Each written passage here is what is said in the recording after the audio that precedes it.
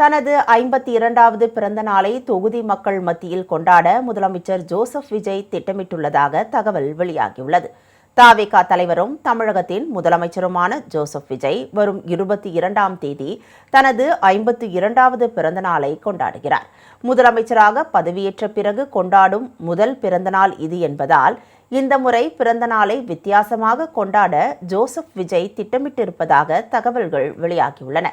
பெரம்பூர் தொகுதி எம்எல்ஏவாக உள்ள முதலமைச்சர் ஜோசப் விஜய்க்கு வியாசார்பாடி பகுதியில் எம்எல்ஏ அலுவலகம் தயாராகி வருகிறது.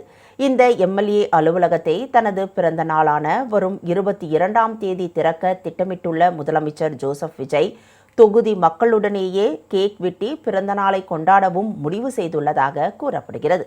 மேலும் மாதந்தோறும் குறிப்பிட்ட ஒரு நாளை தொகுதி மக்களுக்காக செலவிடவும் முதலமைச்சர் ஜோசப் விஜய் திட்டமிட்டுள்ளதாகவும் தெரிவிக்கப்பட்டுள்ளது. அன்றைய தினம் தொகுதி மக்களிடம் இருந்து நேரடியாக மனுக்களை பெற்று அதன் மீது விரைவாக உரிய நடவடிக்கை எடுக்கவும் அவர் முடிவு செய்துள்ளதாக கூறப்படுகிறது.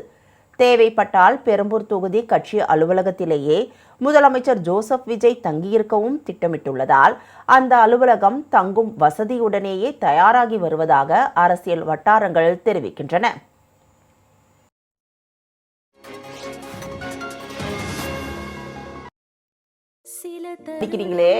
நாம சேர்ந்து வாழும் இத்தருணங்கள் என் வாழ்நாள் முழுவதும் நிலைத்து